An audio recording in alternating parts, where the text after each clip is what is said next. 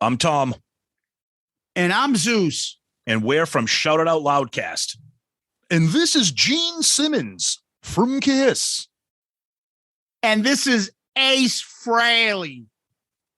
And when we want to listen to anything about football, music, Kiss, wrestling, country music, and more, we go to On the Flythe. With Stevie Flythe and Jason Worden. Check them out. Oh, yeah.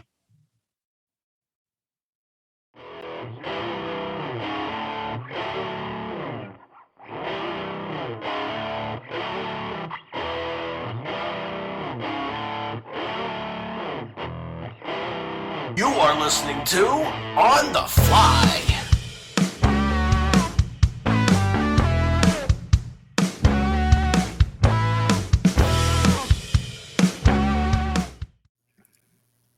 What's up, guys? On the Fly is back again. And tonight, check out the shirts.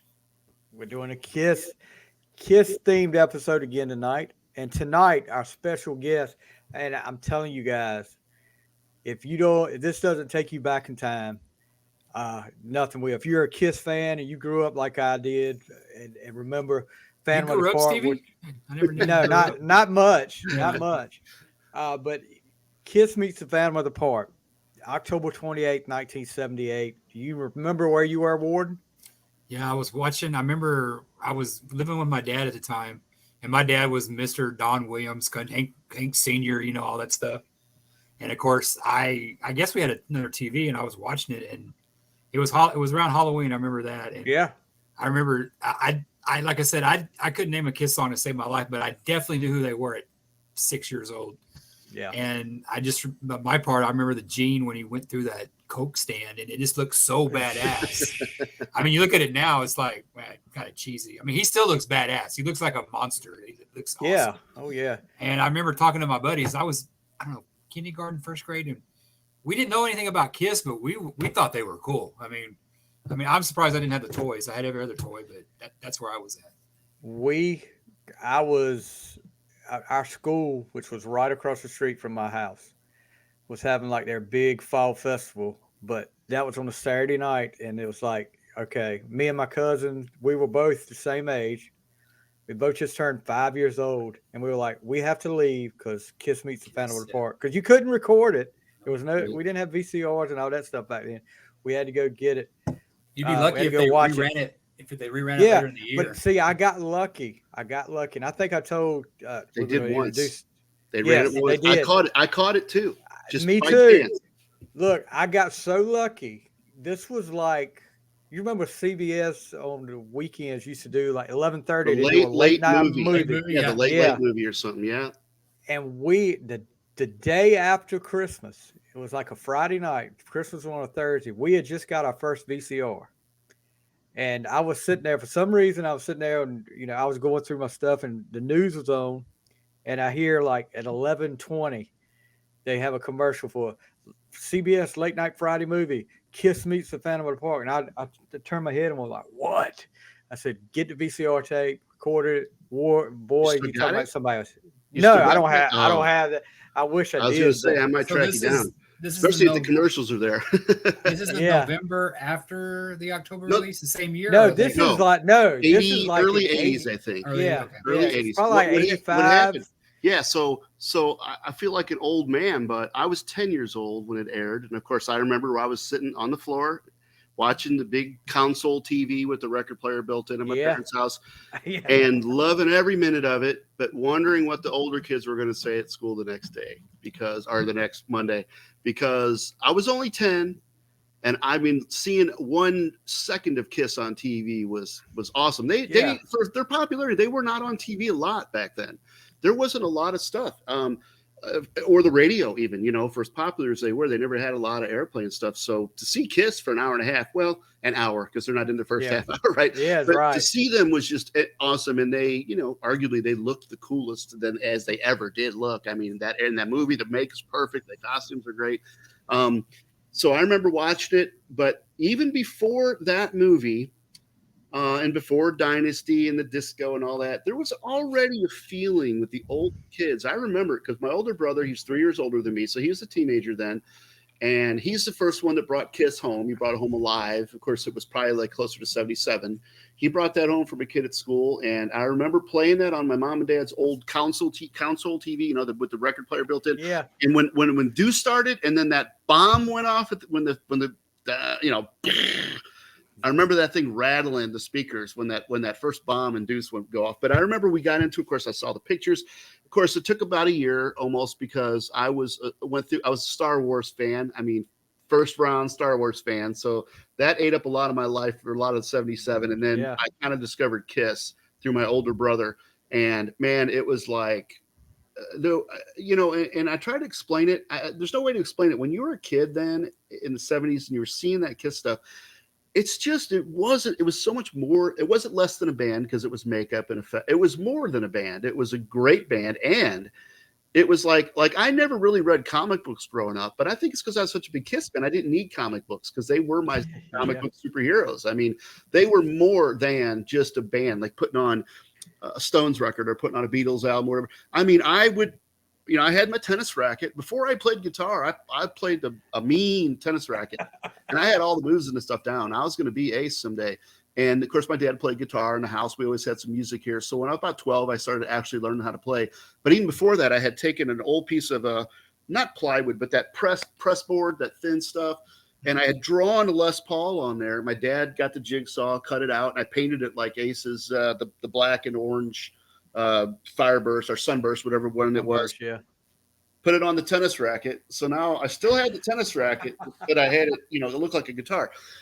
Dressed like Ace for Halloween 2, 3, 4 years in a row, probably. But anyway, watched that movie. And of course, it's real easy to forget how really cheesy everything was in 1978, especially on TV. And people will argue, it's bad. Yeah, everything else was just as bad. Kiss were worse than anything else, pretty much. They were not, obviously not actors and obviously not good actors, but which is understandable. But it did have a very awkward feel to it, even for that time. I mean, I loved $6 Million Man, but when I go back and watch them, I'm like, woo, that stuff's pretty. Yeah, or Charlie's that stuff. All that music is the same. It's all the same thing. But yeah, the Kiss movie. And then what happened was obviously, nobody had VCRs or anything. You saw it and it was gone. I mean, we didn't even have the notion of being able to watch something again unless they played it again, right? So here I am on whatever that was, Friday, Saturday night, just like you. I remember the commercial coming on tonight on the Late Late Movie. Yeah. I just by chance, and I don't have that kind of luck because I mean, I missed them unmasked on MTV. I didn't even know about it. My friends at school said, "You see Kiss take the makeup off on MTV," and I was always looking at every magazine, everything for Kiss, and I would always miss it. I didn't know anything about the Tom Snyder interview until early '90s. I never even knew they were on there. Halloween night, I think 79. Yeah. And I used to watch that show, stay up late and watch it with my mom and whatnot. I didn't even know. So I always missed everything. Somehow, though, I caught Phantom. And I was probably 14, 15, probably about 14 by that time. And it was kind of worse than I remembered because I was a little bit older. And I remember watching it and going, yeah, man, this is really kind of. But of course, I loved it. But one story I like to tell is about, I think it was 2007 or 8. Here in St. Louis, every town's got the local music rag. It's got all the clubs listed in there, and then it's got all your, massage services in the back, right? That magazine. So this one had a thing in there. It said the Magic Smoking Monkey Troupe, Magic Smoking Monkey was a little ad in the back of comic books for this little thing. Anyway, are performing on stage Kiss Meets the Phantom of the Park. And I was like, I have no idea what this is. I read the article. So there's a Shakespeare troupe in St. Louis, and there's a group within the group that on the side, they do these 1 hour, basically 45-minute, 1 hour versions of old 70s TV shows, cheesy movies, whatever. So I'm like, I don't know what this is. I got a couple friends of mine. I said, you guys gotta go with me. I have no idea what this is. It was like it's some art, not an art museum, like an art house kind of deal down. And we went there, we walked in and we paid our $10 or whatever, $5, whatever it was. We walk into this room and it was probably 30 by, 60, small room, right? Like 30 chairs set up, about a 2-foot stage with like a wall on one side. And then they did this on stage and it was probably the most fun I've ever had in my entire life. because they had about 10, 12 people in the troupe playing all the. They had the Bad Kiss costumes and everything. They had no budget, which was what made it awesome. So like they had a TV screen like kind of drawn on a hole in the wall. Whenever Devereaux's scenes, somebody would stand behind the wall, like when Melissa goes and be standing behind with their face in the TV. When they did the live sequences, there was a big cardboard box with a drum set drawn on the front with a marker, and the Peter Criss guy would stand up the cardboard box and sit behind that when they did like shout out loud. It was funny was they nailed all the nuances in the movie. It was really, really funny. I mean, they did a great job. They even had the spider fall, when they're in the chamber of thrills. The spider comes down. They had the one guy whipping the other guy, and he was doing that exact movement. I mean, they really nailed it all. It was really, really fun. So I don't know how many other people have seen Shakespeare troupe do Kiss Meets the Phantom of the Park. That's on my bucket list. I had no idea what to expect, and I was blown away. I really wish I had a video of it. Of course, maybe it would be the same, but it's almost impossible to explain because it's cheesy and it's zero budget. They really did nail it. I mean, they did all the lines, everything. So anyway, that was really awesome. So I love Kiss Meets the Phantom. As I've gotten older, I don't know if Kiss has yet embraced it for what it is. I mean, no. It's incredible for what it is. And I can understand. It's like your embarrassing old junior high photo with this bad hairdo or whatever. I understand, even especially as a musician in a band, you don't always want to show all your warts. But it's awesome because when you watch it and you know the backstory now and they're squirming every second. And I swear when Ace says a couple of his lines, he's almost rolling his eyes. Like, I mean, you really can pick all this stuff up on it. And if they're throwing them their lines on the set and everything, we know it was, whatever. It was what it was. But I love that it exists. I mean, I love that it's part of no doubt the catalog because it's awesome. And so earlier in the summer, obviously, as you know, a lot of old stuff started leaking out, right? We won't get into that. Sam Loomis. Right. So Mr. Loomis. Edit him out, Stevie. Edit him out. Edit him out. Yeah, we don't want to get strike, right? So anyway, that stuff started leaking out. And I bought all those old Domino VHS tapes back in the 90s. I'd send off my $20, $40. I spent a few $100 probably. I got all of them that were the out back then, the Houston and the Largo and all that stuff. And so I had all those videos back in the early to mid 90s. So I'd seen most of that stuff. Of course, with the internet, a lot of new stuff started creeping out. And then with those leaks, I mean, I was really blown away by some of that stuff because, we've all seen, we've seen the live concerts. We've seen the Love Gun show. We've seen the Destroyer footage that's out. We've seen all that stuff, even the Winterland show. But there's a lot of stuff, even as being a fan 40 something years, there's a whole new, I think because a lot of it was early footage. One thing I really got out of it was that Peter really was MVP on stage back then. Peter really did carry that band. Was a fantastic drummer, really was a great showman. And I can understand how as they got bigger and bigger and he got pushed farther and farther in the background, I can understand where some of that rub came from. Yeah, and Peter was from that era actually too, where the drummer was the band leader often. And if you hear the old live Daisy audio that got leaked out, Peter's doing a lot of talking.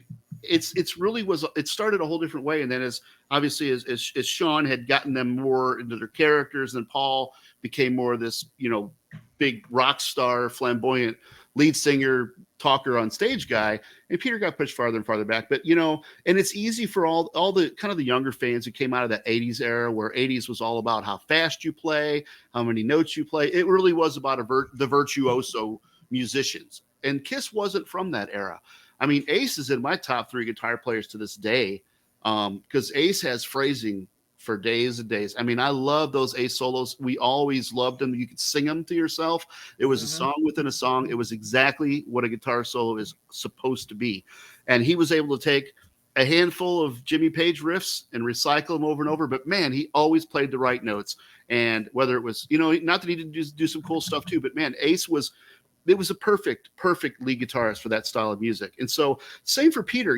Over the years, people started looking back at Peter like people look at Ringo sometimes, like, Ringo, he's famous because he was in the Beatles, but they don't understand the nuance, I don't think, of how important the right guy in the right position is. And Peter came out of this sort of swing big band starting off, and he's not a jazz drummer. People think of like these, jazz fusion guy, super technical.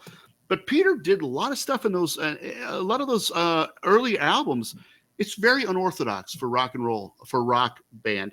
The fills, things he's doing, and I think we lose a lot of that with the modern lineup over the last, no, I'm not to knock Eric, but it's a different era, and I think there's a lot of that nuance which is just ignored or just left out. I don't know, whose decision those things are, but going back and watching like that Kobo stuff from '75 and a lot of those early shows, man, those guys were all 110%, and those up until Destroyer, I think they were all firing on all cylinders.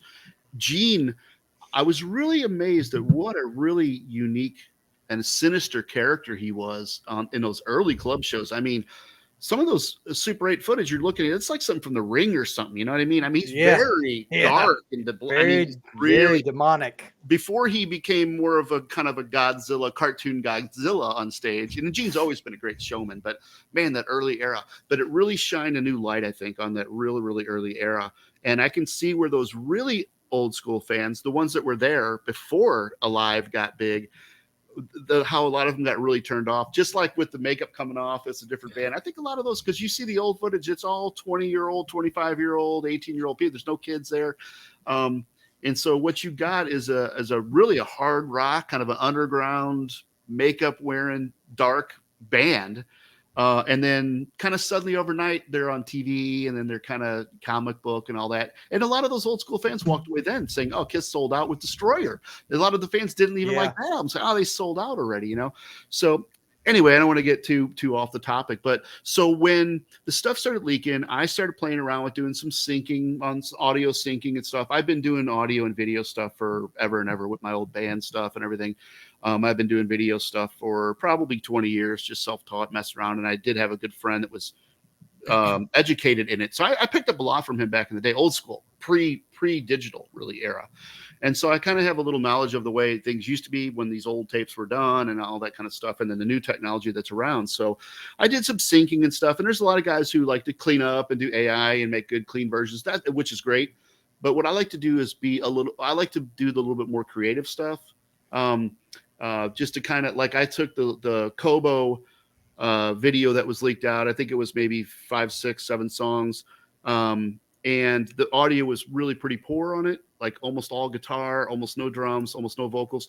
So I actually took, you got people doing isolated tracks right online now, tons of them. And I actually have a couple software I can use to do it myself. And so I started taking these isolated tracks, and I know there are purists who want to hear the actual audio from that show.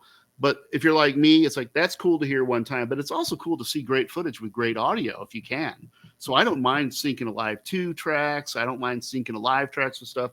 It's the same era. It's the same vibe. And so I actually took the drums from Alive and the vocals from Alive and some of the other tracks, and I blended them in with the original mix, which was mostly guitar anyway, and matched it all up with the video. So doing stuff like that. And like I did, one of the leaks that came out was the Lakeland, Florida Dynasty tour. There was a lot of chunks, 2 cameras of that. And I took of course I think it was silent actually. I don't think there was any audio. So there's a board tape that's from the rehearsals just a couple days before that show. And I guess they were there and did rehearsals for a day or 2 before the tour began. And so I took that audio and synced it up to that Lakeland show. And now there's 2 new Dynasty shows that have just been leaked, not leaked, but I think released. I think they may have come from Ace's personal stuff that his girlfriend was auctioning or whatever, I think. Anyway, if the sound is good, I may actually take one of those and go back and clean that up and redo it. So I like to do the more creative side of stuff. And so my first idea was, what I feel like doing before Halloween? I want to take Attack of the Phantoms and reconstruct Kiss Meets the Phantom of the Park using that really good quality video that was on the DVD they finally released. Because most people, as cheesy as the 70s stuff was, I really hate the solo album songs just shoehorned into those scenes. They don't fit. They don't make fit. Sense. Thank you. Okay, I would rather hear that old Starsky and Hutch or porno music, whatever. If you're going to be in it, own it, right? Own it, and that's what it is. But I thought, what if I could go through there and what I want to do is, and honestly, I hadn't realized how different those 2 films really were. I thought they just kind of moved some scenes around. I thought they took a couple things out and put a couple things in. when I started going through it to just attempt to replace the sequence of the original movie with the good attack footage, I realized there's entire scenes that are completely a lot. And there's probably about 15 minutes worth of stuff that I had to use from the old Phantom version. That's not in Attack at all. And there's a couple scenes added to Attack, which actually help the story. There's the scene with the guards in the guardhouse where the that's right revolutionary, and then there's the scene with Devereaux and Calvin on the monorail when they're talking about the park and the problems, and that's not in the original. That's how I actually start my version. So I remember I decided to, and I started playing with it. I thought, man, this is a pain, because not only do they move a scene, but the cuts are different. The angles are sometimes different. They'll take words out, or they'll add words, or they'll there's actually two spots that are totally a different take. One of them is where Calvin's walking with the other guards, and he's talking about, they call themselves the Kiss Army. They've got these fans, and they're walking towards the monorail, I guess, gate or whatever. And that scene is actually a totally different angle, totally different take from the two movies. And then the other one is Melissa getting into the elevator, or the what does he call it? Yeah, we were joking about this on the other podcast about the elevator. Oh mechanism. Elevator mechanism. Yeah. So that's different, which it's actually physically shot different because they don't line up. I tried to. So what I wanted to do is I wanted to use, if I could, every frame of both versions. I wanted to put together the ultimate edit where nothing's missing from either version. And the original thing I was going to do is simply take the live sequences and put live music, because as you know, I Stole Your Love is the only live music in it. Basically, they lip sync to Shout It Out Loud. They lip sync to Rock and Roll All Night at the end. And so I thought, the main thing I want to do is at least get the audio from Alive 2 or from the good LA Rock and Roll All Night. There's some good outtakes from Alive 2 you can find that are board mixes, and just at least make the live stuff feel and sound live. And so that's where I started. And then as I started going through it, somebody on the KISS FAQ message board, which is maybe the biggest, other than maybe the KISS Online, it's probably the biggest KISS message board. I've been on there for I don't know how many years and years and years. So somebody on there said, hey, you think there's any way you could edit this to be kind of not such a bad movie, make a decent movie out of it? And I said, of course not. No way. How the heck are you going to do that? But then I thought, you know what? Maybe I can. Let me see what I could do. So I sat down late one night, and I had both movies up, and I went through and I kind of just logged each scene. Okay, scene, to compare them side by side, see what was the same, what was different, and then I went through it real quick, and I thought, okay, let's put this into a 3-act play. Just do a little outline. So this is where it's going to start. And I thought, what is this movie about? Because we know what it's about, but it's not real clear when you watch that TV version. It's kind of so I thought, okay, there's a park. It's having financial problems, and it's also having problems because there's been accidents going on. They've got this genius technical guy, but he's getting sloppy. And now they're bringing this big rock band in to save the day, but they're kind of ignoring him and giving all this attention to this band KISS. What is this band KISS everyone's talking about? And he's kind of old school. So that's kind of the plot. And then you kind of got the subplot with a little bit of a love story with Sam and Melissa, which they don't really get much into that, but they're kind of he disappears early on, and then she spends the rest of the movie trying to find him and get him back.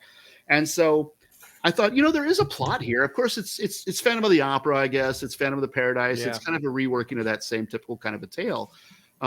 But I thought, you know what? Let me try to do that. And as I started playing around, I thought, I want to start it. I wanted to get some old. So I took everything I could take from Attack, and then some of the footage I had to use the TV version, which of course, even the best copies you could find from the Laserdisc, they don't compare. They're not that great. And then I talked to a few people. Everybody sent me the best they had. We ran it through AI, tried to clean it up, but you're still left with sub quality stuff. But I've seen some of those Star Wars edits where they stick in those missing scenes, and it's still cool. I can still watch it. I could put that out of my head and say, oh, this is cool, But I thought, well, one thing I thought to do is what if I incorporated some Super 8 look to some of this stuff? Kind of like you're telling the story from the beginning. You're going back and saying, this was back in the 70s, and this was going on, and we had this old, people looking at their home movies sometimes of the scenes of the park. And that also was a good tool to hide some of that bad quality. Like in some of the fight scenes, some of the really poor quality video, I stuck it on the TV, and I have Devereaux watching them, and then it kind of masks the quality of not being quite as good. So that ended up working. So the first thing I did is I looked on YouTube. I said, I want to get some more footage of Magic Mountain just to stick in here, just get some footage. The first thing I found was that news report that the movie starts with. And that's a real news report. Yeah. And I thought 1978, somebody got killed on a ride. They said it's due to defects, technical design defects. I'm like, I had to keep looking around because I thought a Kiss fan must have made this. This has got to be something somebody put together, some fake thing. But no, it really happened. I thought, well, that's perfect. So I started off with him watching that news report, and that sets the scene, I think, to what's going on. And then he has a little bit of a conversation. Of course, I redid the whole Rock and Roll All Night intro thing. I decided to, one of the other things I thought was really, really odd, and they didn't bring across in the first movie, was these guys are also kind of like superheroes, right? Like they don't really talk about it. We know Gene kind of blows fire, and Paul's got the eye that even lets him hear very well across the swimming pool. Explain that to me.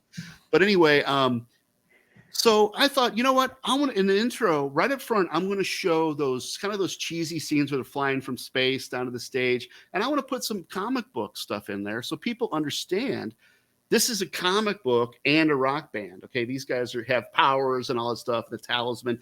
So that's what I did in the beginning there, and kind of used some of the Live 2 promo footage. I used everything from the movie that was used.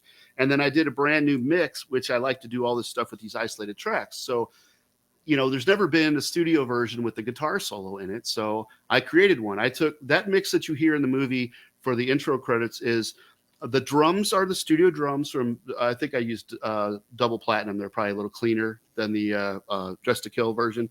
So you've got, I ran Gene's bass isolated. I ran it through an amp modeler, put some distortion on there, because that's how Gene really sounded back then. You didn't really hear that hardly ever on the albums, but Gene was full on distortion. And that's one of those reasons why those live albums make the studio one sound really neutered, I think. And part of that, Gene did not have that booming, distorted, bass filling things out. So I did that in that version. So I've got studio drums. I've got Gene's bass with some distortion.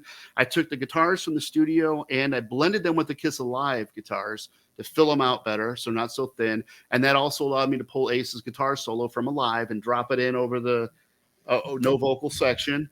And then I blended in some of the background vocals are from the studio and the live version. So it's kind of like it's a studio version. Oh, and I prefer the vocals from Alive to the studio version. Yeah. I like Gene's delivery. So I pulled the vocal off of Alive and I synced it all up.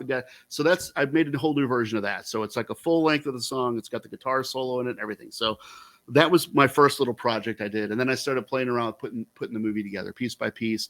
And, kind of figured it out as I went. I didn't start at the beginning and work my way through the movie. I did the live sequences, including Rip and Destroy, which I don't know if you guys felt the same way, but in the original, the crowd reaction doesn't really fit what they're hearing. I mean, it just sounds like Kiss, studio, Hotter Than Hell, and Paul's singing a little off time and he's singing some different lyrics, which arguably may have been accepted better than the original lyrics. I mean, you're talking about teenage kids and people in the audience, they probably think that's cool, So I remember thinking, this doesn't, I want to at least use, but I don't want to just use a lot. So I took the Alive track for Hotter Than Hell and took the vocal out of it. So it's pretty much the Kiss Alive music for Hotter Than Hell, and then Paul's vocal from the movie laid in there. And I also decided to make him really sound bad. So I actually detuned some of the guitars a little, put Paul off key, did some sloppiness in there, because by the time they're through a verse and a chorus, the kids are yelling, "Get off the stage! What are you doing?" So it should sound like they're going, "This ain't Kiss. This ain't the real Kiss, right?"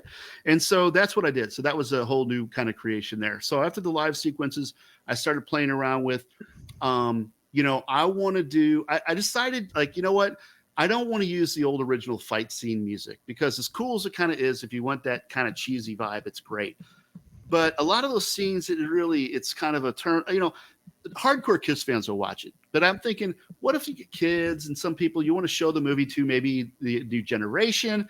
And a lot of them won't even, it's like trying to play, like when my grandma used to sit there and laugh her ass off at the Marx Brothers. And I'd be like, what? What? Yeah. Right. And so I thought, well, maybe it could be a little bit more palatable, and maybe you'd be able to watch it with your family at the holiday, whatever, And so I thought, but I want to put a lot more Kiss music in this movie. And so I decided to do these sort of instrumental isolated track versions of a lot of the other Kiss songs to go with those fight scenes, which then that required me to have to recreate all the sound effects. I had to do all the sound effects from scratch too, all the fighting and all the boom and crashes and all that stuff. And so the first scene I did was the robot Gene scene we were talking about. And I decided Almost Human really fit Gene because it's Gene and it's a robot. It's not, and you know, I don't know. They did, this is what's weird. I didn't notice this back then, but there's a scene where when Melissa goes to visit Abner and he's showing her the robots and all that stuff, and aren't they incredible? And he says, you know, these are almost human, he says. He actually says that. And I never noticed, and that song is not in the original TV movie. Okay. They did have a bit of it in there in Attack, but I thought that's perfect. And it leads right into them going into the haunted house or the whatever chamber. The Vipers go in there. So it's did you purposely, because I think I noticed this every time, like when the robot Kisses came on to do Rip and Destroy, you played Almost Human again. Every time you see the robot. Every time, yes. It's a different version. It's a different version. Another thing you'll see in films is oftentimes they will have themes. Different characters will have themes. And so if you pay attention to that too, you'll see that I Can't Stop the Rain, not because of the lyric necessarily, but that's Abner's thing. A lot of the scenes with Abner, I've got that piano theme behind him, and it builds up behind some of the stuff, and of course it ends. And then of course I wanted to expand the acoustic, the little by the pool acoustic set at night with Beth. And so I decided Easy Thing, which is one of maybe Peter's best vocal, in my opinion. It's a great song. And I thought, well, how cool would it be to have him playing more than one song? So I did a strip that down, isolated tracks. And so also in a few other places in the movie, when you've got Melissa or Sam, you'll hear that song as well. That's kind of their theme. And so you'll hear that harken back a couple times. And then the version of Beth is not from the movie. I decided, I think if he's sitting out there with Paul on the guitar doing this like sort of intimate little, I think it needs to sound a little bit more, not a studio perfect recording, which is what it is in the movie originally. So I actually I went on YouTube and, you know, again, if you've ever heard the old saying, it's easier to ask forgiveness than it is to ask permission. I found a guy on YouTube. I wanted to find like a fingerstyle cooler version, right? So I found this guy doing a fingerstyle version of Beth. Perfect. It sounded awesome. I actually credited him in the end credits. So his name is there, Guitar and Beth. I don't know who he is, but I assume he's a Kiss fan. Maybe I'll write him someday and say, hey, by the way, you know, sorry, but I credited you, but I wanted to use your playing. So I took that version, and then I took the vocals I took from Kiss Alive 2, because they're like wonderfully imperfect in many places. They're a little rougher. And then I took a few lines from the symphony version, I believe, because he says a couple words differently. I had to get around that. So the vocal is a combination of two live recordings and, of course, the new acoustic thing. And then, of course, the version of Easy Thing, it's just acoustic guitar and his voice. And then when it gets to the bridge part, When You Find Your Love, that part, well, there's no acoustic guitar. So I'm actually playing acoustic guitar in the bridge there because there was no guitar in the isolated track. It's all piano and orchestral there. So I had to try to match up the tone and sound. And I just looked up the chords real quick and tracked that section. So the Beth version you did, that should be that's pretty awesome. There. Well, thank you. It's like I told you before, that should be Kiss should release that as a single. Stevie told me about it. I didn't hear your podcast on the other podcast. Yeah. He told me about it, and I had been meaning to watch it. I have a VHS copy somewhere. I remember I got in 80. I think it's around time Smashes Thrashes Hits came out, late 80s. Yeah, I got one too. My mom and dad put up my stocking from Target. I still got one sitting right I was at Musicland and I saw the Smashes Thrashes and Hits. Then I saw, hey, what's this over here? So of course I watched it and I just Good Times video. I think here's the funny not part. Affiliated with a religious organization. This label is stuck over another label. I don't know if you can see it. There's another label. I don't want to peel it off because I want to keep it on here, but there's a different label underneath this one. This has got to be the cheapest thing, and it's recorded at, I think, EP speed. You remember how there was the 3 speeds? This is like the lowest quality speed for a 2-hour movie. And you know what? Before I started to do my edit, I thought, well, I've got a VHS. Let me see if I can transfer that as a source. Whew, man, does it look bad. It looks really, really bad. Try explaining super long play and EP to millennial these days. We're like, what's that? What are you talking about there? You know what's weird about what's weird about technology is obviously, we grew up without the internet and all that stuff, but I don't remember life without it all. It's hard to remember I remember it, but it's like I remember when I used to have to call my mom and go, "Mom, who's that guy on that show? He's got the and now you just go, Alexa, what's Google it. You Google it, boom, you know everything. We should all be really, really, educated now. But unfortunately, I think 90% of what's in there isn't really useful information. But it's amazing when you lose your phone. I just went through that, how lost you are. Because like everything's on your phone. It's it's like you watch the old stuff from like Fantasy Island or like TV shows. Yeah. That's why men carried briefcases, because everything's in your phone. It's like your technology's taken over. I gotta say that like I was saying about Stevie was telling me about it, and I've been wanting to watch it. So I had to ask what the difference between Phantom and what, because I watched them both, and I honestly I've watched it, but I'm not I guess I pay attention, but your version is the best. I mean, when definitely I saw the differences in that, like when the news report came on, I go, that's not in the original. And like Stevie didn't really tell me about it. He just told me to watch it. And of course, I went to YouTube. It was already taken off YouTube. Yeah. Then you gave me another site to find. And my earliest memory of this, and you may not know who this is, but Sam went on to have a career on Young and the Restless as Jack Abbott. Yeah, Jack Abbott. My mom was a huge soap opera watcher. Yeah. She was a stay-at-home mom, and I used to know all those. I mean, I knew all the people from all the shows because I was one of these. I'd sleep till 10 o'clock and get up and sit on the couch, and mom had the shows on. But and I didn't remember him back then, but when I see the pictures, I'm like, yeah, that's totally him. Yeah, and of course, Devereaux, of course, Anthony Zerbe or Zerbe. He's still active to this day. He's still active, and he's still doing movies. He was in Papillon. And honestly, if you take you can't take Kiss out of the movie because that's what the movie's about. But all the other actors are Calvin's they're all pretty good at what they're doing. Yeah. So it's really Kiss that comes in and kind of stinks it up maybe they should have either not had them act at all. But back then the world was very naive. People would go on and play on these music on these shows, no chords plugged in, no nothing. And you really thought you were watching a band play. It's just way more naive back then. In fact, my old bass player swore that he saw Kiss do those rock and roll over songs on Don Kirshner live. The videos, the promo, the Love Me Leave 'Em and the I Want You. They aired those on Don Kirshner, and he saw them because he's about 5 years older than I am. So, and I was like, no, dude, they never played live. He goes, dude, I saw the show. They were playing live. Because back then you didn't really know. You didn't really think much about it. That's like that show Solid Gold. Whenever you saw people on Solid Gold, they were lip syncing, and you were thinking, they're playing this live. The Elder, Kiss was on there. They did I on there. Yep. Yeah. The guy that owned the park, I guess that ran it. I don't know if you know who he is, but I remember reading about the guy who's trying to, sell Devereaux that, Kiss is playing. The Kelvin, the guy with the gray haired guy. Yeah. You probably know this already, but he got in trouble for piracy. When, I thought you were going to say like pedophilia or something. No. Ruined it for me. No. You know how those movie streamers that come out? Yeah. That they're released. They got him tagged with your name. They got him tagged on there. He got kicked out of the academy because he was one doing that. There's always a paper trail, especially in technology. And he was, and I thought that was an interesting fact that.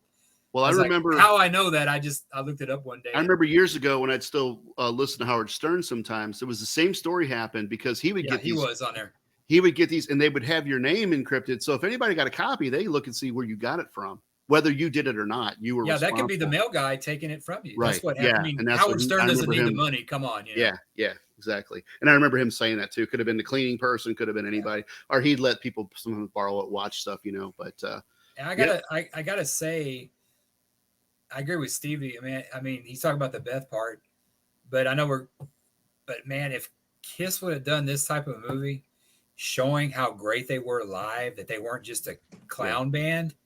I think this movie, it was kind of cheesy, but your version's not so cheesy where I think the band would, everybody was, the graphics are cool. It was the 70s, like you said. Yeah. but I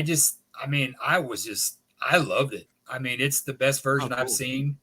I appreciate it. I mean, and that's what I was It's trying to amazing. do. It's amazing. I was trying to go through and each thing, of course, I always joke, there's, I think Abraham Lincoln said, you can please some of the people all the time, you can please all the people some of the time, but you can't please any Kiss fans any of the time. Never. So you will never please all the Kiss fans, even if you please a few. So I went through it like, okay, everything that I don't like about it, and again, when I say don't like about it, you can always go watch the original. You can make it better out there. Yeah, make it better, or at least, again, not turn people, like, coming from my band, we were doing thrash music in late 80s, and almost nobody had good production for that kind of music at that time. Nobody really knew yet how to record really fast drums on.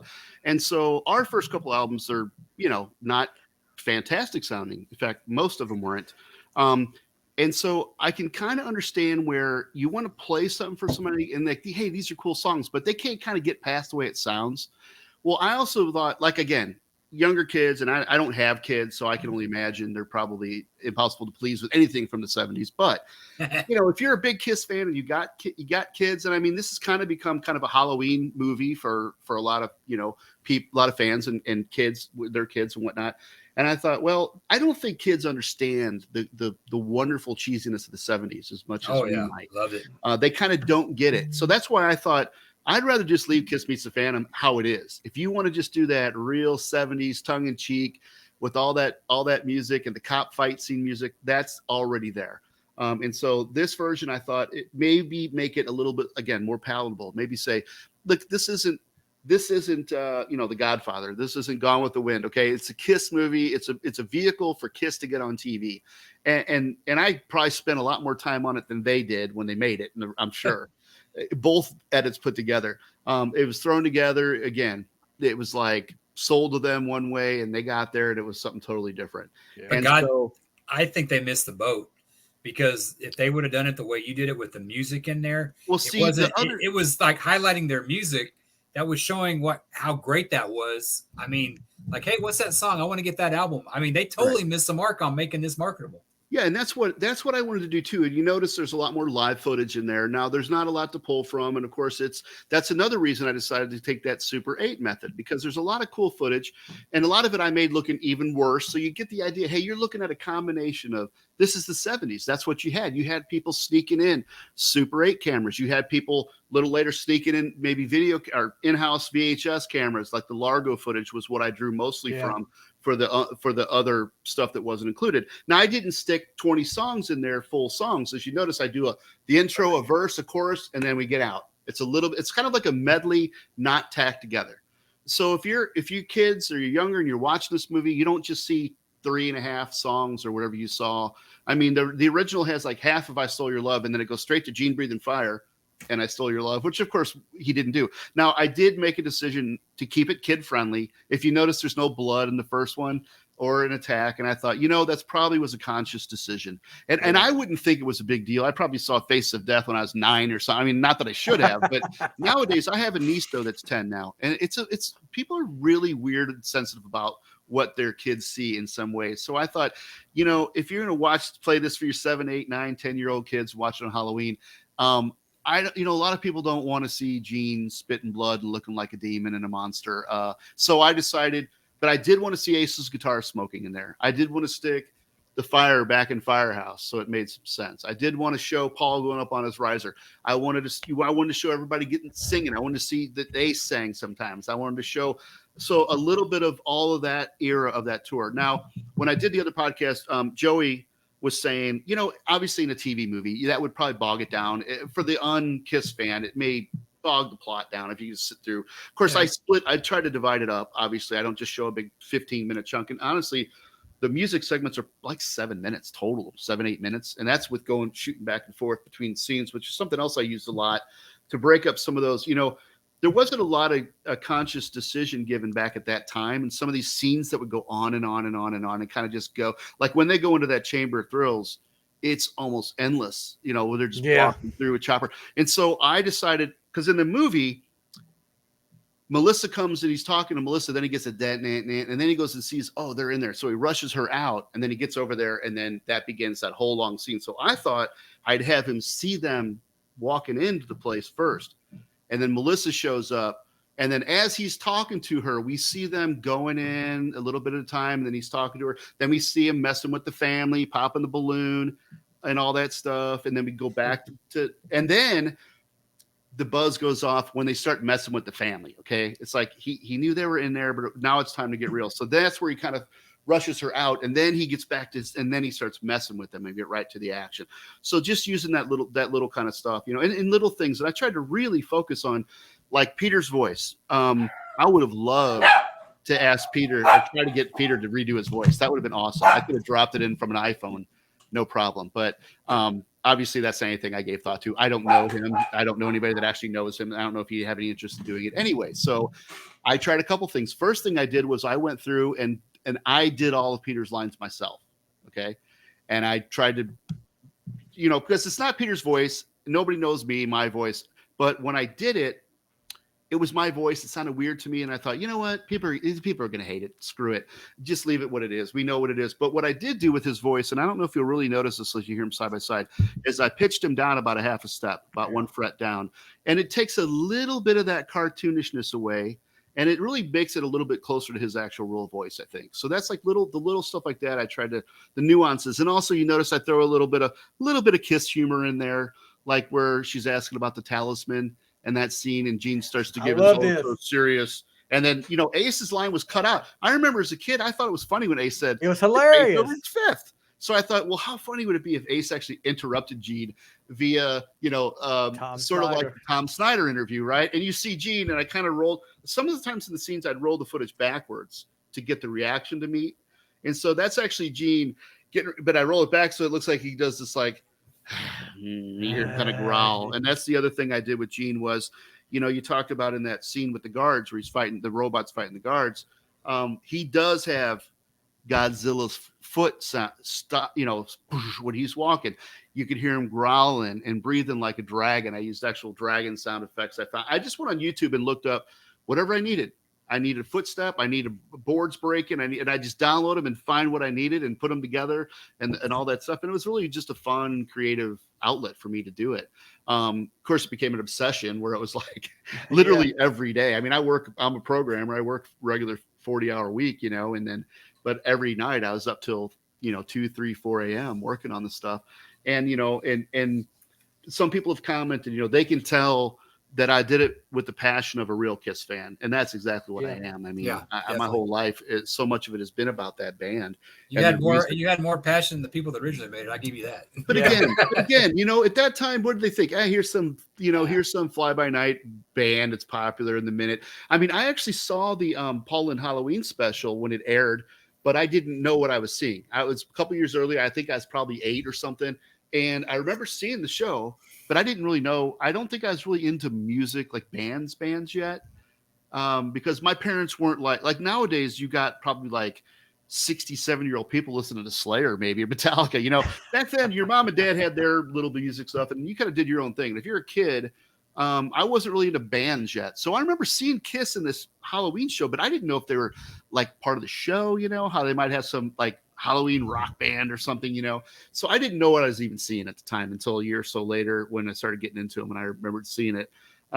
So yeah, I didn't even know when I'd seen them. But you got to think about the filmmakers. Again, they didn't know Kiss was going to be around for 50 years. Nobody did. Kiss probably didn't even think that. And they were really they were totally riding the wave at that time. I mean, they were just doing everything they could, every kind of lunchbox, every kind of whatever. I mean, they were just like, they knew they were on the top at that minute and they needed to do everything they could. Now, unfortunately, if you watched it to the very, very, very, very end, where I got that little snippet at the end where I have everybody doing I decided to do that because I thought, you know what? I know every freaking syllable of this movie because there's actually parts of the movie where the actors, some of the words don't come out very clear. So I would actually go get syllables from other parts where they said the word and put it together so it was clearer and stuff. And so I was like, oh, I could find somebody saying, I want to rock and roll all night and party every day. And so I did it. But then at the very end, the clip of the baby in the stroller, what that is that's from Kiss Meets the Phantom of the Park. Yeah. And it was in the crowd. And I thought to myself, it looked silly to where what song I put it in. So I thought, you know what?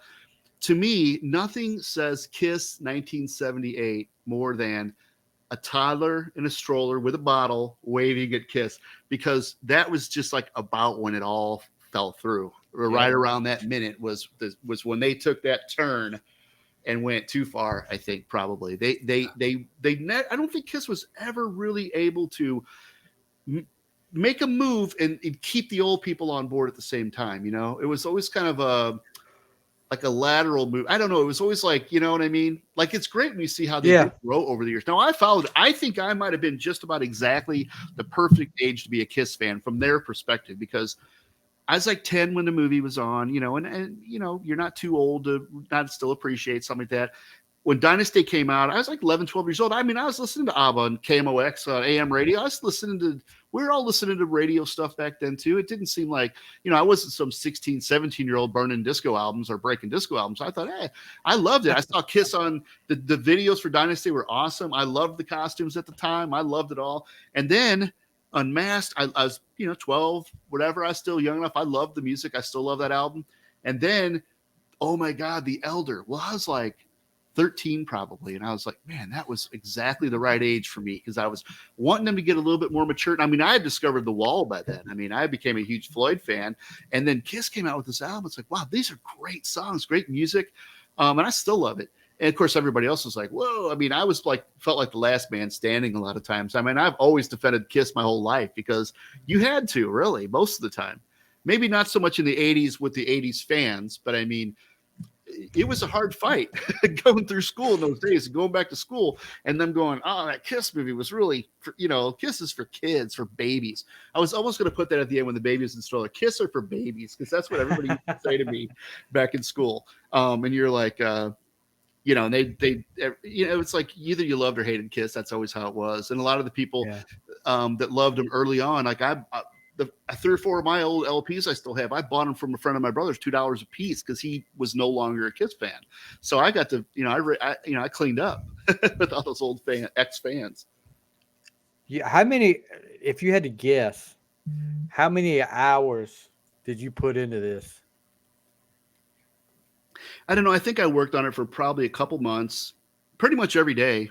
So I don't know, but I mean, it's more than how much time I worked on it, because I was thinking about it when I wasn't working on it too, And here's the other thing. I didn't sit down and go, I'm going to do this project and plan it out and work. I just jumped into it and just figured stuff out as I went. The box on the wires that wobbles across the room to him. Yeah. I thought, I mean, there's a guy that did he's probably seen where he put like the lightsabers in that, like the Kung Fu scene or whatever. And I thought, well, I mean, it looks great, but it's like, to me, lightsabers are for Star Wars, right? It's but what he did, some of the stuff, I love the thing he did where they disappear through the portal. And if you notice, I add a little of that in where I have them do kind of they appear in the park. Did. So I did do a little something. And like at the very end, before they go fight the robots, I thought it doesn't make sense that they break out of this jail and then they fly up to space just to fly back down to the stage. I always thought that was weird anyway. So I thought it was better to have Ace.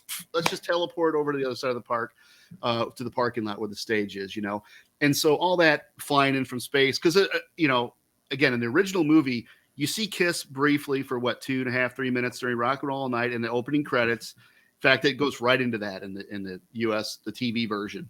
And then you don't see Kiss again.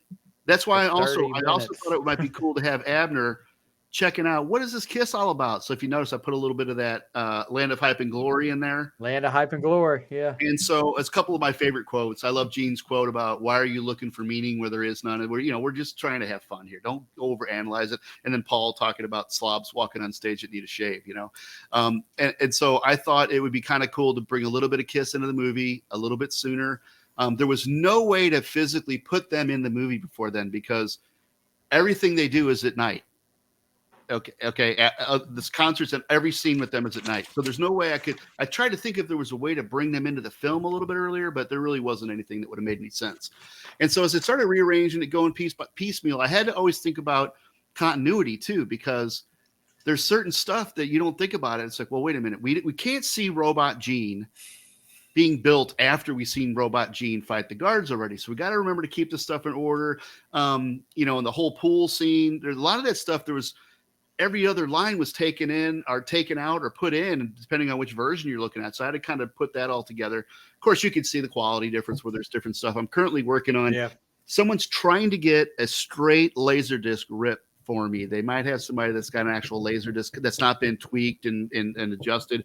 And I like to go back in and just kind of upgrade that footage if I can. I'm actually going to be doing that. A couple things like that. I'm not going to do any change any of the edits or do any of that kind of stuff. I think I'm happy with what it ended up with. And so, but I might upgrade. I've actually upgraded the Largo footage. I got a little bit cleaner footage of that, but it's not anything that's going to really affect the movie at all. But I mean, to me, it feels like a life's work. I mean, it's not what I do, but I just dug in and I thought, no one's ever done this before. That's weird. How many billion people are there, and how many Kiss fans have there been in 50 years almost? Really no. I mean, and I have seen versions. There is a version I found where someone actually did edit in the missing. They didn't do any changes to anything. They just pulled they use attack mostly like I planned to do originally. Then they just drop in those missing scenes here and there.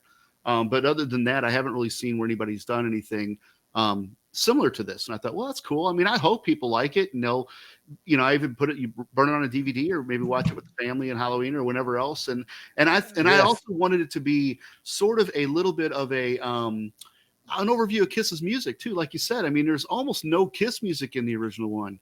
I mean, and where they tried to rectify that with Attack, it's just all misplaced. It's just like a commercial, just jamming it in there. I mean, you got them fighting these guys to Hooked on Rock and Roll or whatever, and it's just almost like. And you got Gene.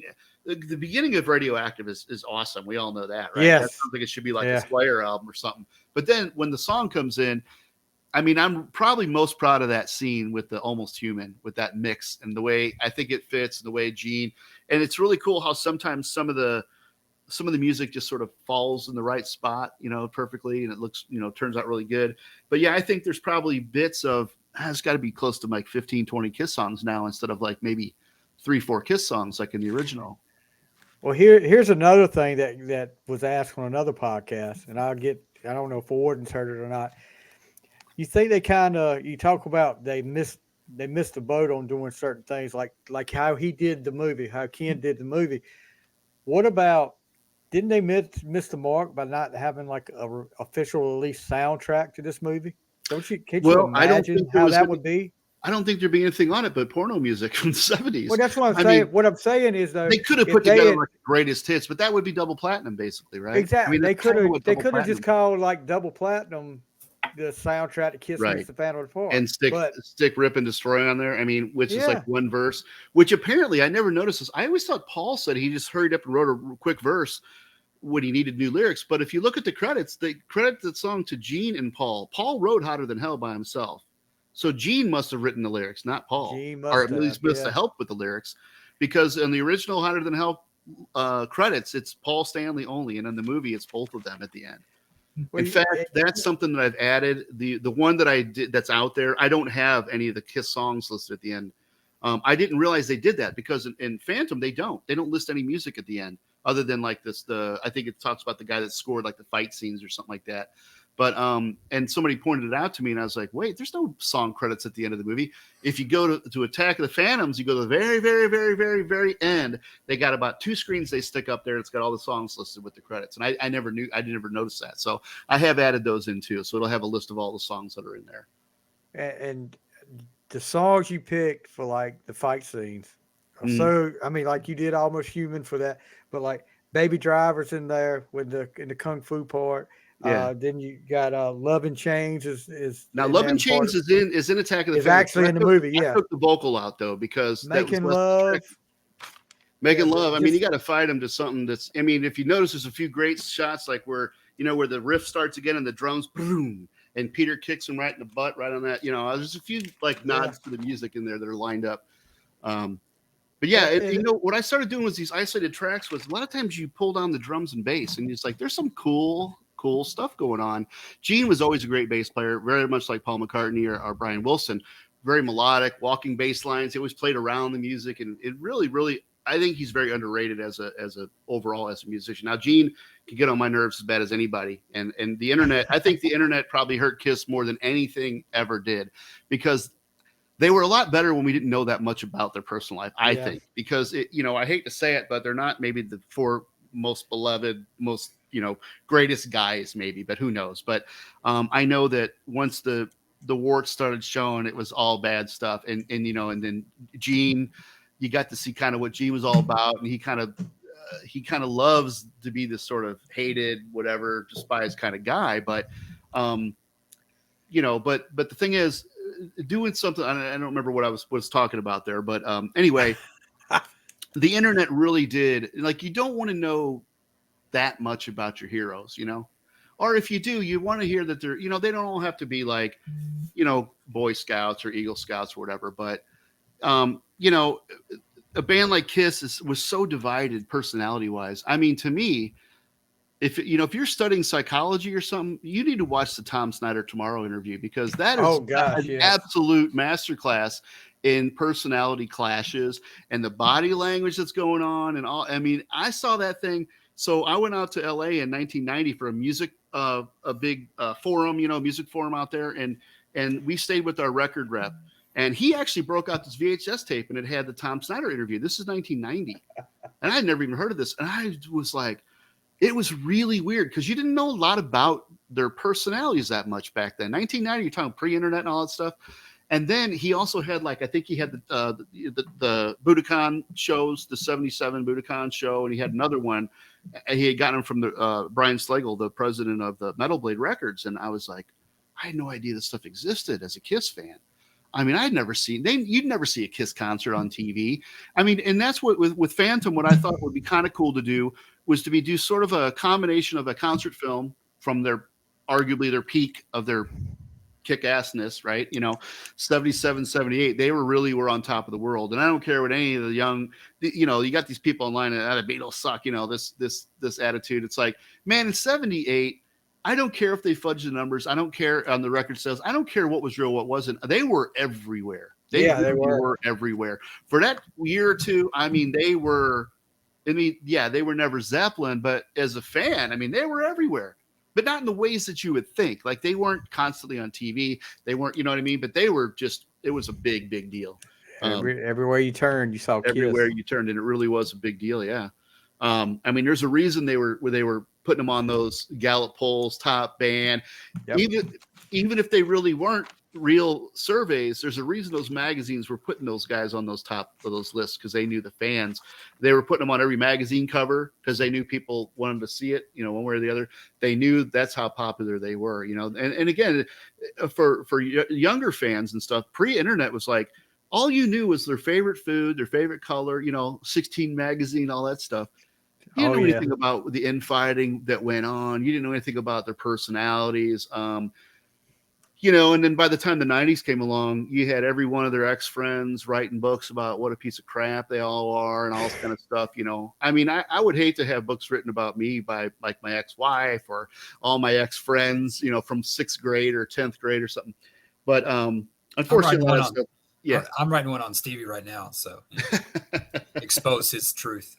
But you're not going to say anything you wouldn't say to his face, though, right? Of course not. Right. Yeah, right. I remember kind of talking about the 90s and stuff, and I remember, we didn't really know that. We saw with Exposed, but that was all, Yeah. But what they really had, what I liked back then, pre-internet, was the fanzines. Mm-hmm. Like, you would get those at you would get those at record conventions and stuff, and it would kind of give you more in depth on the band. Yeah. Written by fans. Some of that stuff was great. See, I didn't know about the fanzines back then. When I was playing in my own band, of course, heavy metal was very underground in the early mid 80s still. Before Metallica really blew up, it was all pretty underground. And so the fanzines were huge for like a band like ours, Midwest band. Nobody knows who we are. Nobody ever heard of us. You don't have LA and New York around you to do stuff. So the fanzines were huge for us, especially in Europe and stuff, because people would do interviews with you. And that's how, I mean, we've got people that say, I wrote to you guys in 1988. You sent me a Christmas card that year and nice. All this stuff, and they remember that stuff. But here's the thing too. I think it's possible, and being in a band for, I was in a band. Well, I've been in and out of this band for however long, 30 years, wherever it was. I think it's very possible to be very straightforward, very truthful, and very honest without slinging dirt on people, because we certainly had personality clashes in our band, and we joke about it openly sometimes, but everybody knows that. It's like anything, but there's a way I can talk about a person or tell a story without having to tell you the worst habit details, I ever had. Yeah, it's like, what's the point, you know? And then, you know, when you read like these books, like the was it Kiss and Tell, where the Gordon's the Ace book? Yeah, it's like, and I don't know that guy, whatever. This ain't personal, but it's like, if somebody's writing a book about what a horrible person I am, why in the hell were you my friends for so many years? Yeah. If I'm that bad a person, right? So it's like, what are you saying about yourself? You know, exactly. It's one thing if you're a working relationship with a person, but if you're just tagging along, getting to know this ex-Kiss guy, and then you're going to hang out with him until he finally blows you off, and then you're going to write a book about what a horrible person he is to be around. Well, what were you doing all that time then? You know, and we know the answer, but I'm just saying, that's the kind of things you got to think about. So, but we all like to read the Mud and all that kind of stuff. It's kind of fun, but yeah. And I mean, honestly, Peter, of the 4 biographies, I love Peter's book. Very honest. Yeah, he's a whiner. Yeah, he's a complainer. He's all these, you know, he's a hothead Italian. Like, I mean, I'm half that. Nardi's an Italian name. I mean, I get it. I understand all that. But at the same time, his book reads very honestly. I think his almost lack of self-awareness is kind of cool, because he tells you things that I just wouldn't say. You know, he talks about stuff where it's like, but you do get a feel for how different those 4 guys are. I mean, and even Gene and Paul, they're not exactly best buddies, you know, go fishing every weekend together. You know what I mean? It's been a business relationship forever and ever. And it's pretty obvious those 2 are very different personalities as well.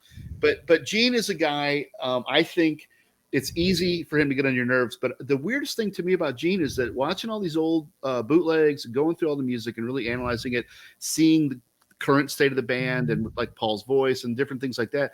I mean, Gene is a pretty rock solid musician and very, very talented. Now, Gene's the kind of guy that would write a song every 10 minutes, whether it's crap or not, and just throw it at the wall and see what sticks, right? You know, I've heard a lot of the Vault stuff and all that.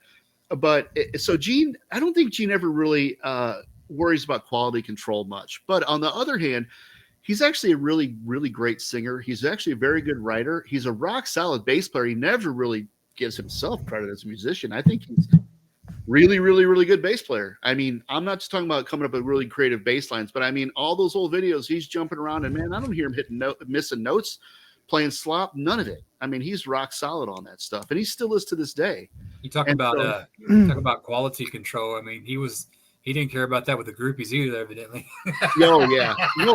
Well, the rumors are the uglier and the fatter the better. That's how it was in the early bigger days. The cushion, the better the pushing. Exactly. I don't think he had somebody that I used to play music with.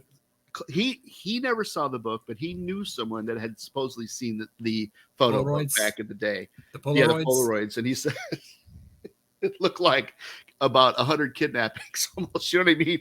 Because he would take a picture of every girl he'd be with and whatever. But yeah, so I wonder if that exists in any form, or did Shannon make him destroy that? Did we actually know for sure? Because supposedly he had hundreds and hundreds of photos, thousands. So I don't know if that still exists. I can't imagine Gene not being the kind of person that doesn't think that should be in a museum somewhere. He's because he's very proud. Everybody else is disgusted, but he's proud of it. He's proud of it. Yeah. Oh yeah. This is my work. This is what I do. Yeah. Yeah. Paul always was like kind of the top shelf kind of a guy. It seemed like, right? You know, you got to look like a playmate or whatever, you know, or at least the prom queen or whatever it happens to be. But Samantha Fox. Yeah. Well, those are the famous ones, but I mean, even the girls you'd see, I don't think Paul was just. I think he was taking his pick. He was probably a little bit more selective. Yeah, he was selective on his choices. Yeah, you talked about Warden. You were talking about the exposed tape, seeing Kiss, like the first time of that. I remember back when we first got the internet, America Online. There was a guy on there that he was from like Kansas City, I think. And he had a freaking catalog he would send to you, and he had all these tapes. And I mean, I spent. Well, that was the Kiss Vision stuff, probably, or no, it wasn't Kiss Vision. This guy. This was Domino. Domino Video is the one that I said, and he'd send you a little photocopied, folded over papers catalog with all the VHS tapes in there, and it was like buy 2 get 1 free. And it was like a 2-hour tape. and you could pack it full with whatever bits you could fit into 2 hours. So you'd say, okay, I want the ABC in concert. That's 20 minutes. And then I want to stick Houston. That's only 40 minutes on there. And I got left, an hour. It's like the end of a Wheel of Fortune, when you're trying to spend down every dollar you got left over, So he'd let you pick whatever you can fit on a 2-hour tape. And it was like $20 for a tape. And if you bought 2, you got 3, the third one free. And that was Domino was the company that I knew of. And I got that name from the back of like Circus or one of those magazines. And then I still might have a couple of those old black and white photocopied catalog. I've still got the catalog for this guy. I remember when you said something about Tom Snyder, I remember getting that for the first time, seeing that for the first time. And I was like, holy crap. But I think the first one I got was the reunion tour, Madison Square Garden. Oh, okay. So it was a fan shot, but it was freaking. Okay. I mean, I got some of the. I mean, I was checking off. I eventually bought them all. My goal was to get everything. Yeah, but, this was probably earlier probably like about 94, 95-ish when I was getting most of that stuff. I had everything with makeup I had pretty much that was offered, and they had the Evolution of Kiss stuff, and then they had the Creatures compilation and the whatever the compilation. TV compilation. Yeah. And that's another thing. I remember sitting up and watching Kiss on Fridays with the Elder stuff, and I was blown away. I mean, I love the Elder. I watched that. I remember watching that. Yeah. I lucked out I was such a Kiss nerd that I had a buddy of mine that was in a band. He worked at a place called, I don't know if they had Sound Warehouses there in St. Louis. Yep. But I was talking, he knew that I was a big Kiss fan. And so he introduces me to this guy, real short little guy. And I think he's a little kid, but no, he's Eric Singer. No, I'm joking. You like Kiss and stuff. I guess he overheard me talking and stuff. And he goes, yeah, man. I got this tape of like, this is like 92, 90, of like, I think it was Kiss Vision. It was like a bunch of stuff. It had it had the Alive commercials. It had, the greatest concerts of all time, Live 2. And it had the Tom Snyder, it was like about a 2-3 hour compilation tape. Yeah. He wanted $20-$25. So he goes, hey, here's my address or whatever for phone. So I'm there and I'm talking to him in his apartment, and I look at his artwork. And have you ever heard of the band Dangerous Toys? Yeah. He was the guy that did the artist. His name was Tommy. And he actually was the artist for Dangerous Toys. And I actually had talked to Jason McMasters a few years later, the lead singer of Dangerous Toys. I was at a Motley Crue show and talking to him, and I was telling him, hey, I used to get stuff from Tommy, like Kiss. Oh, yeah, big Kiss fan stuff. And he was telling me that kind of when the reunion tour got going, Tommy did artwork for Kiss. Like, if you ever seen that one where it's like Gene's kind of head, but it's on a woman's body, it was for a European tour. He did some of the artwork like that. Oh, cool. So that's my kind of tie to Kiss. But I mean, it was like a 2-hour tape that just it started out with Ren and Stimpy and like The Simpsons. It had some kind of artwork, so it was like obviously a bootleg that went around. Yeah. But seeing the Tom Snyder, seeing all this stuff, I mean, Alive was Exposed was like kind of a taste. This was the real deal. What was the one? Was it the Extreme one? Is that the one that had a lot of really good old clips on it? Was that Extreme? That had a lot of the old stuff, right? Extreme and Confidential too. Oh, no, I thought Exposed was the first one. I want to say it was like the third. Wasn't it the one that came out getting closer to like mid 90s? And was that the Kiss My Ass one?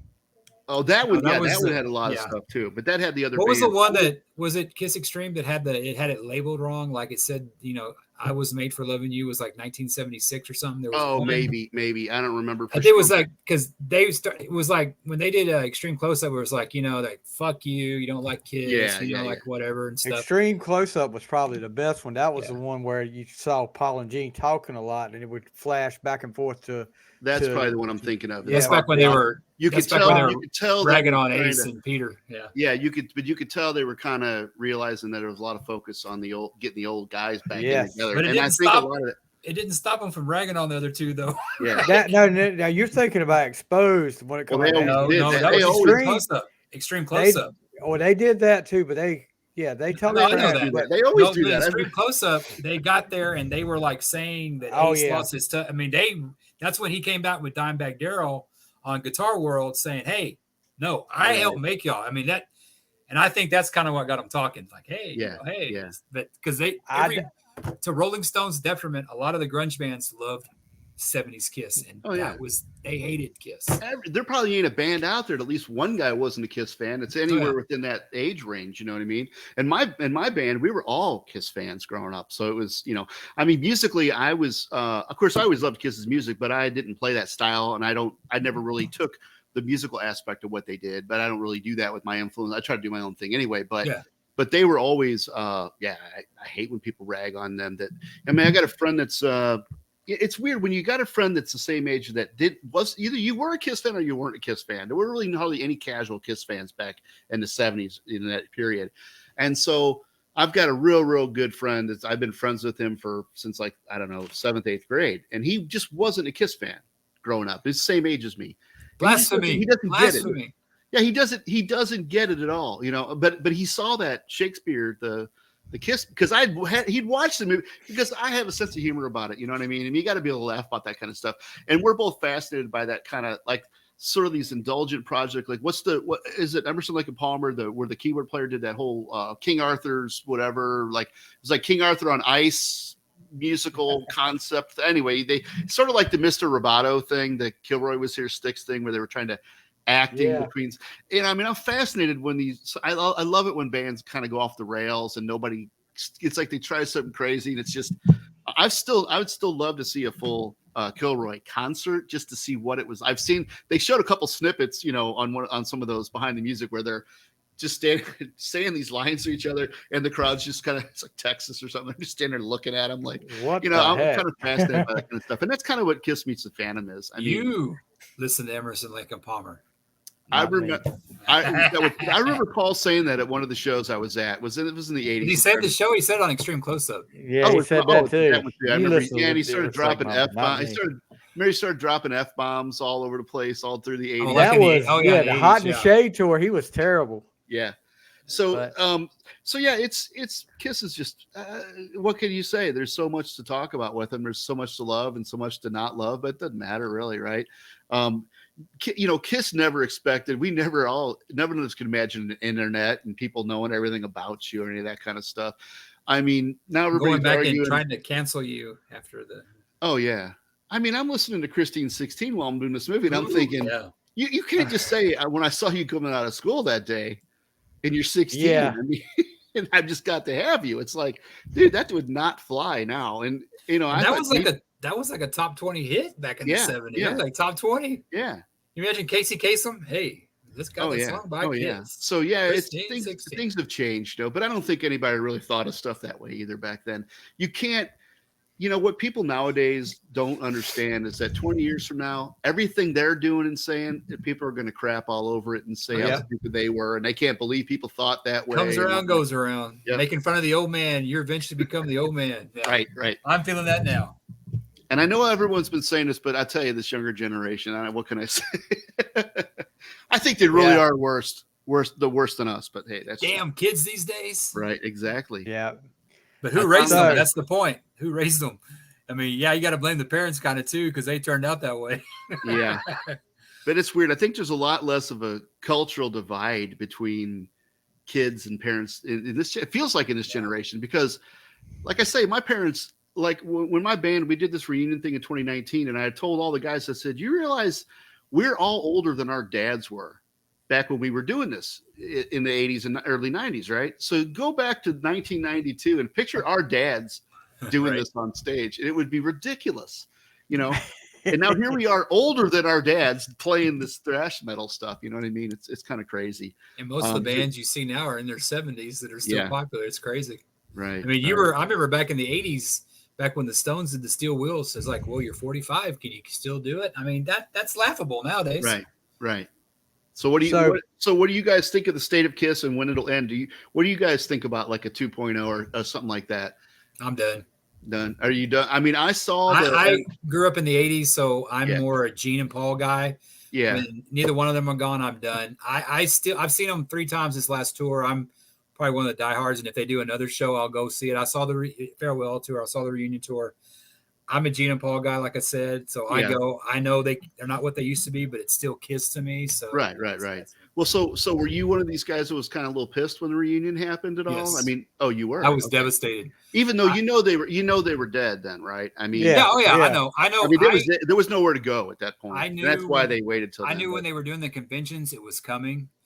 And but you thought it'd be a couple years, and they'd go back with Bruce and Eric. Probably back into it. I didn't see them letting that go, but I mean, you can't really blame them. I mean, it blew up because I remember Meadow Edge back in the day. Oh yeah. I was reading an interview with Chris Jericho. He used to write a thing, and he was talking about how disappointed he was that they got picked together. But they were dead. They were dead because I saw them on my 20th birthday in 1992 in a club in Dallas. It was a revenge tour. And I was so looking forward to that. But we had something happen, and they would never tell you that nobody was going. I mean, Hot in the Shade brought it back, but Revenge, I mean, those shows weren't very well attended. I could see that. Yeah. So that was Live 3 is Revenge. Live 3 is the Revenge tour, right? Yeah. Yep. I just synced a video for somebody that gave me some footage for Phantom, and it was 92, I think, Sheffield show. Mm-hmm. And I was watching it. Look, I can't say they weren't a great band with Bruce and with Eric, but like I said, it's just a thing. If you were there in the 70s, it just was a different thing, completely different thing. I mean, I think what ideally, of course, forget about money and all that stuff. Let's just say what would have been great. I think it would have been great to do the reunion tour, and then maybe a real reunion album would have been cool.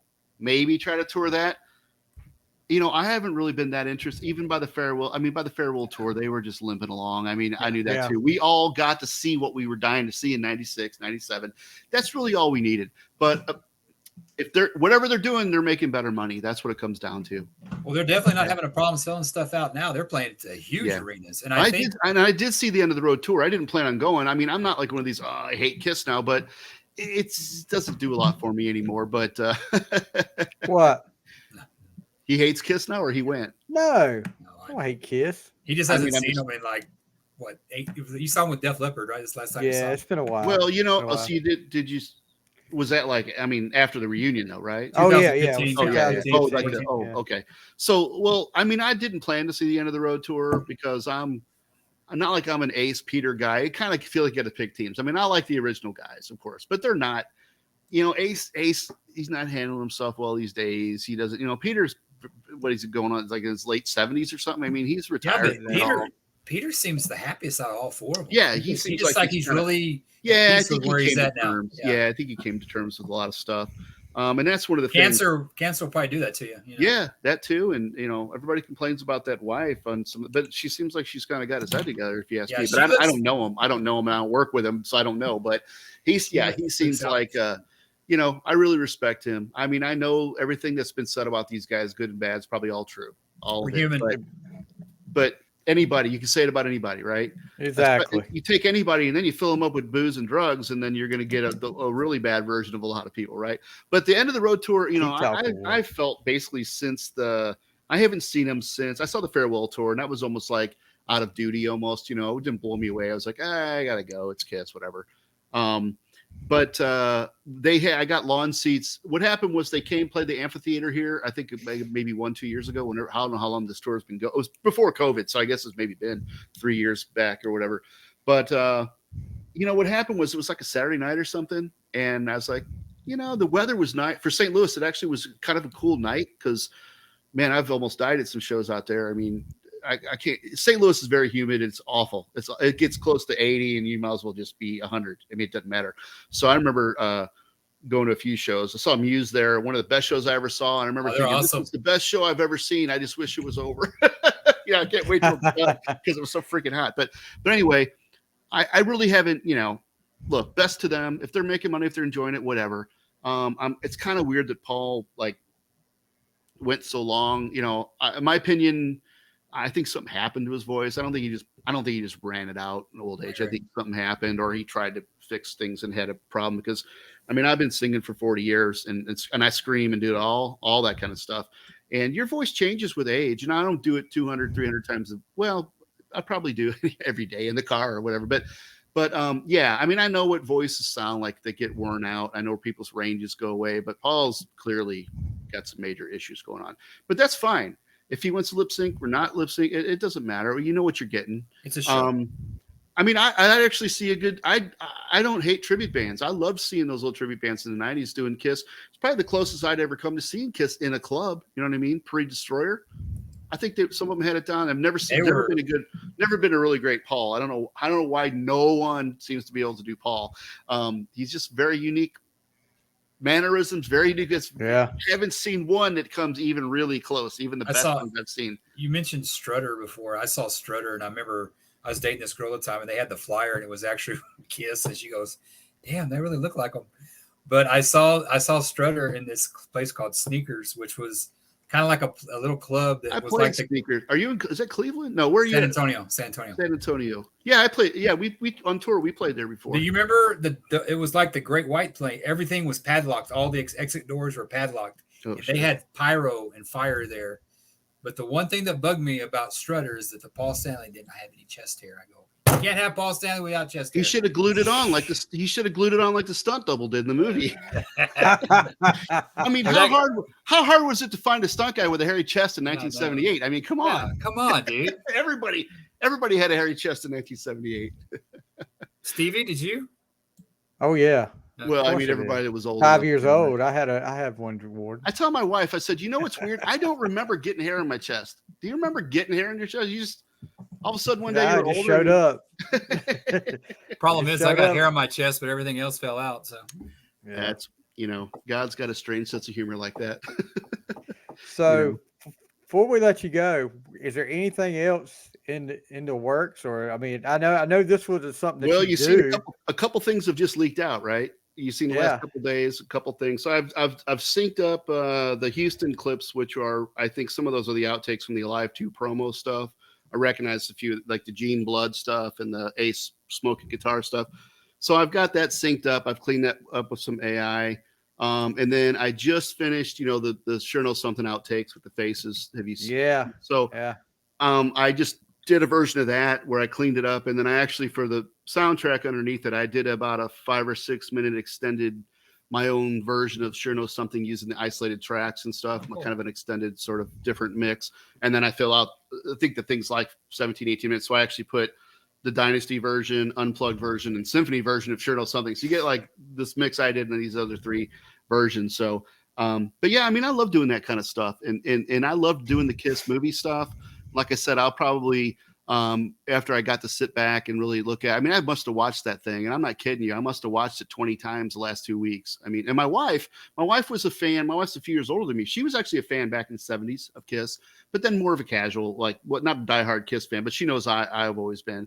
But she watched it. She was really great. She's like, I'll watch it with you again. And she really liked it. She wasn't that familiar with, the whole inside joke about the movie. But so she really liked it. And she sat there and she'd catch stuff, that I wouldn't catch. And man, every time I'd fix something else would get messed up. I'd be like, what happened to this part? This was fine. Now the music all of a sudden is, whatever. So yeah, it was kind of a mess because I didn't really plan it all out. But what I'm doing now is a little bit of that. And then I synced up some Lakeland footage from 79. I think it was like the opening night of the Dynasty tour. And I did that like a couple months back, but I've got some better quality stuff. I'll probably clean it up and maybe I'll take one of those new Dynasty audios that have leaked, maybe rather than the rehearsal audio, maybe clean that up a little bit.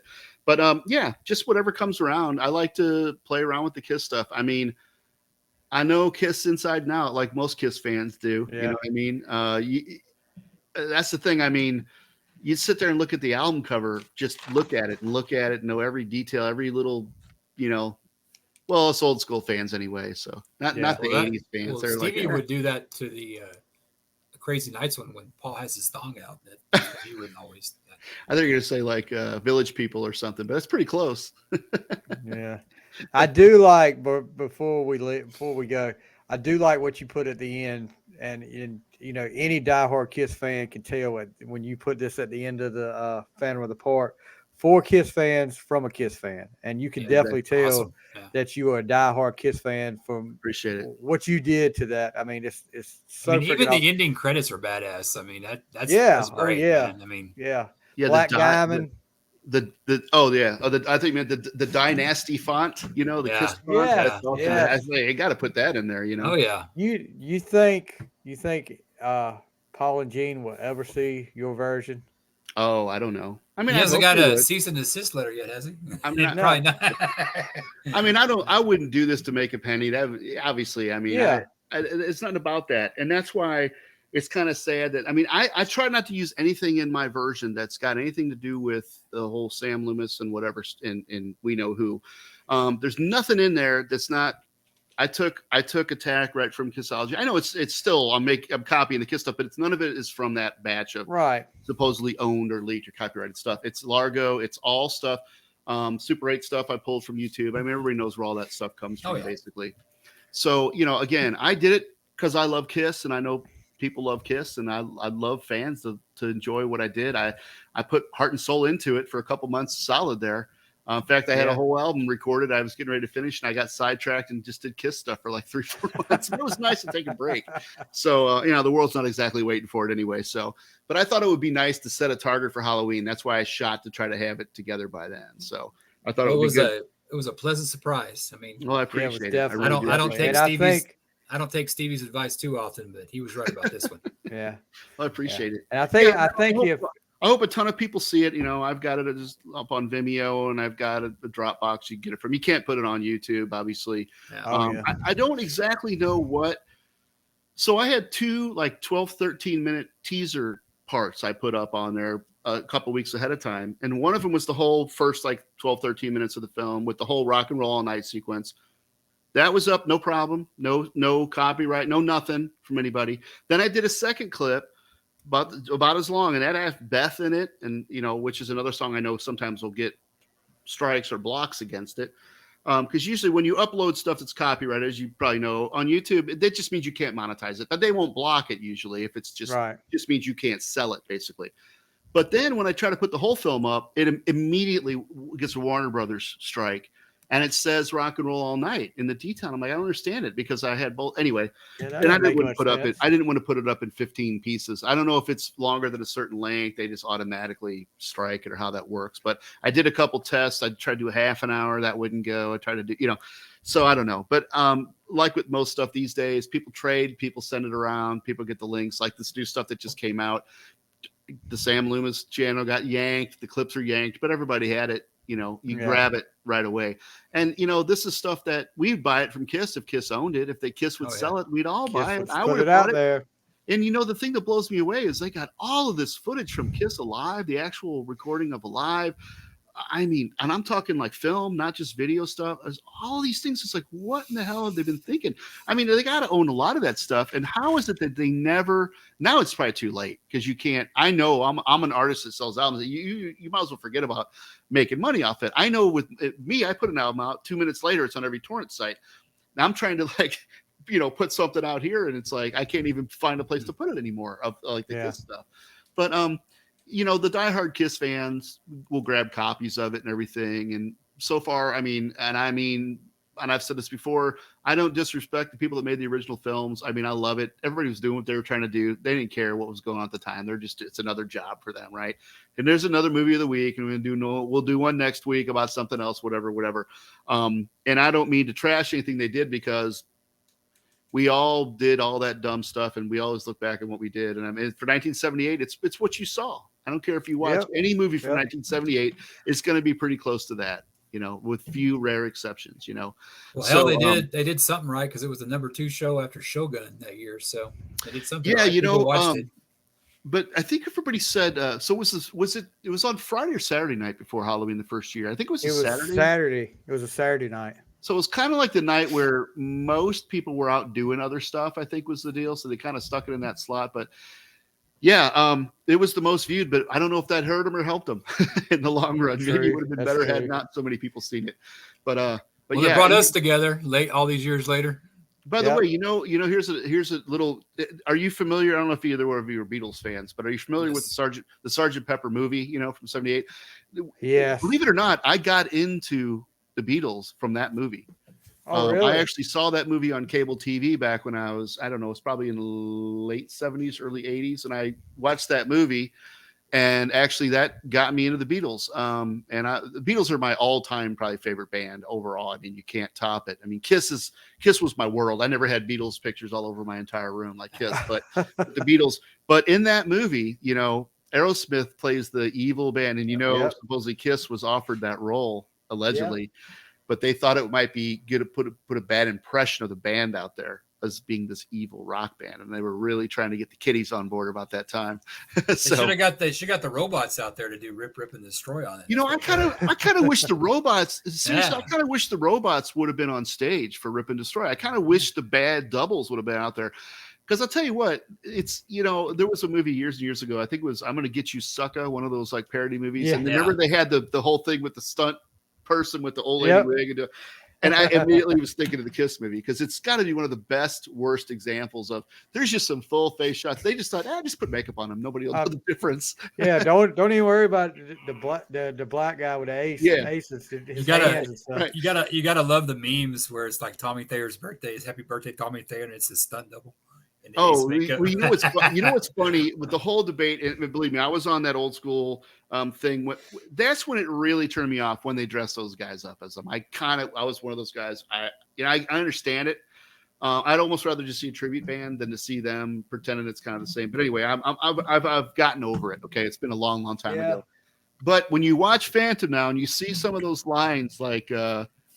What about our music? They'll never believe it's us on stage, and they're saying like, are you ready for the real Kiss and all that? I'm thinking you can't help but think of those lines and think about the situation. Think about the situation. It's almost like, it's like you couldn't make it up if you tried, you know what I mean? the way it circles around. So anyway, but it's been great talking to you guys. Really appreciate Thanks for being on with us. So appreciate you. Give me a link to whatever, and I'll share it on my Facebook page and on the couple Kiss pages that I go on and get you some views on here. Hopefully, we muchly appreciate it. Not just thank you so much for what you did too. Because I appreciate it. You're welcome. You're welcome. So, and I got to throw a shout out to the guys over that podcast Rock City, because without them having that on, I would never know about it. And I did reach out to those guys. I said, look, I'm going to ask this guy to come on. I don't want you to think I'm being copycat or anything. I'm going to ask this guy to come on. He was like, nah. And Joe was like, definitely do it. So, come on, Tommy Thayer. Don't be copying Tommy Thayer. I mean, that's the other thing. How funny, like Ace has the Les Paul endorsement and then Tommy gets the Epiphone. I don't know if you guys are guitar players, but Epiphone's kind of the, what do I want to say? Rip off. No, it's made by Gibson, but it's not the actual Les Paul. Yeah. It's the kind of less expensive knockoff. Yeah. No offense, Tommy. Maybe Tommy doesn't make that Ace money. Who knows, man? Right. He's only been in the band longer than anybody. Even his endorsement is kind of like the Tommy version of the Ace guitar. You know what I mean? Anyway.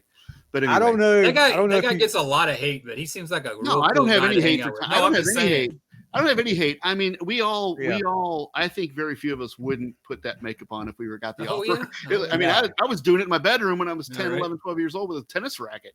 You think I would love that opportunity? But you get paid for it? Millions of people watching you in concert? Yeah. But no, you see, the thing is, by all accounts, Bruce, Eric, Tommy are all super great guys. And I think that's the problem. You can't be a great rock star if you're all that stuff. True. You got to kind of be not that, I think. You have that reckless edge with Ace and with Peter. But I'll be honest with you, being in bands, and I'm actually I don't drink. I've never drank. I'm just not a drinker. I've never meddled with drugs or any of that stuff. And I can tell Simmons, you part 2. Yeah, well, I can tell you though, it would be a pain in the ass. It really would. Oh, yeah. I get it. I totally get it. But it's unfortunately, it's hard to find that edge is kind of what brings the chemistry sometimes, and what really it goes from like it's like hearing Appetite for Destruction drumming and then listening to the Matt Sorum stuff, and he may be even a way better drummer, but it's it's like with Eric Singer and Peter. We're not talking about technical ability pound for pound. We're talking about the way it all comes together, and there's definitely a big difference. And so you put up with people as long as you have to, basically. That's the way it works in bands.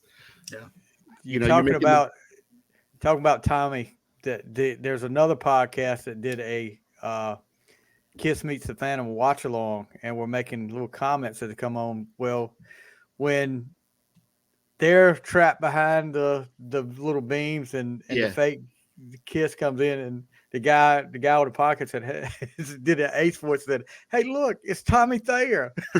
Right.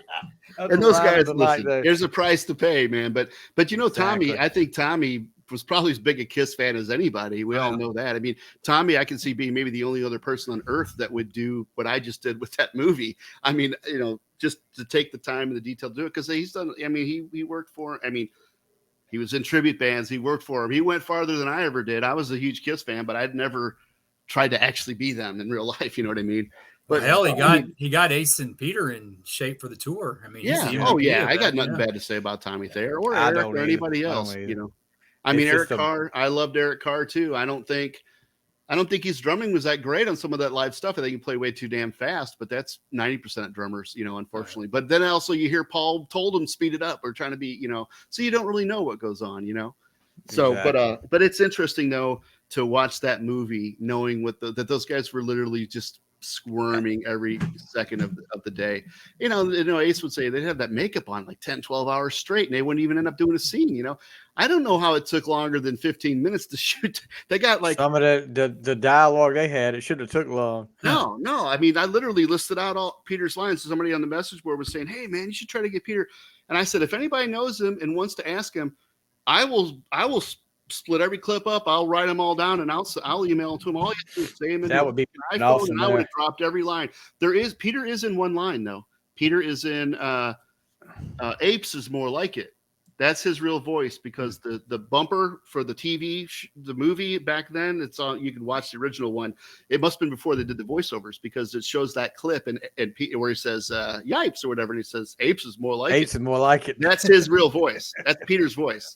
So I pulled it from that, and Wow. he's actually in that one. He's on that one line. That's really him. So they all are actually in the film. It's funny because the Ace thing, which I just thought was a comic way of his laugh, right? Isn't that what it's supposed to be? And so I kind of replaced most of those with him actually doing his Ace laugh, to all that little stuff, because it's like sometimes it's like literally looking at a cue card that says "ack" on it, just saying "ack."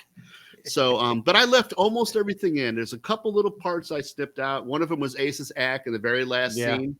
I remember, because it made no sense. And the other one was Gene, where he breathes fire on the carousel, and it just makes no sense. Where he says, "Are you feeling okay?" I'm not sure. I'm not sure. And then he just kind of like belches fire. I thought it just was really weird and not a place and cheesy. And so I cut to Abner, and then I cut back, and Ace says, "You fire signs." I asked my wife, I said, and she laughs. She goes, "No, I get it. Gene's breathing fire all the time in the movie. It still makes sense. The joke still works." So I was like, okay, good. So other than that, though, I didn't really try to change anything they did but I did pitch correct a couple of Paul's lines at the end of the movie when he does the "we've got to get out of here" and the "we got to try." I actually pitch change certain words to get his inflections different, so it sounded a little bit less. Compare them side by side, you'll hear the difference. Yeah. But anyway, I don't want to keep you guys all night, but appreciate you guys having a conversation. Thank you. Anytime. We'll you. have you back on again sometime. Yeah, maybe next year I'll have something as exciting that I've been working on. We'll see. Maybe I can get that laser disc. That'd be awesome. I thought it wouldn't be that hard to find a laser disc. I mean, you can find the players for a couple $100. Man, those laser discs, the Kiss laser disc, I can't find one. And I found one. It's like they want like $800 or something for it. It was something ridiculous. They know you want it. That's why. Yeah, exactly. I don't want it that bad. Yeah, no kidding. Not that bad. Not that bad. I'm like, it's probably Gene. I'll give you $200 if you let me copy it. How's that? I'll give it right back to you. You can like rent it out to somebody else. So anyway, all right, guys. Probably Gene doing it anyway. Yeah, who knows? And that's the thing I said on the message board. All these little clips leaking out. Now, some of them they may not own, obviously, but a lot of that stuff allegedly may have been taken without permission from Kiss when they did the A&E thing. That's the word anyway. I don't know. But why doesn't Kiss find a way to stream it, do something? Kiss streaming service. What I say, Gordon. But like I said, you know what they'd do? They'd stick it in a box for $700 and like 14 people would buy it. You know what I mean? They don't rather care. than a few bucks and let everybody go pay a few bucks here and there, and they make a few bucks. And I think you're right. I think it's too late. Yeah. So let it keep leaking. Yep. Let the plumber cry, I guess. I don't know. But anyway, you got to do it. Yeah. All right, guys. Well, send me the link and I'll share this out. And all right. You might get some old school metal fans watching it just to see what I'm yakking about too. So that would be cool. That would be all right, cool. guys. Thank you so much, Ken. We You're appreciate welcome. you being on the show. Nice to meet you. All right, guys. All Gordon, We'll see you next week on the fly. See ya.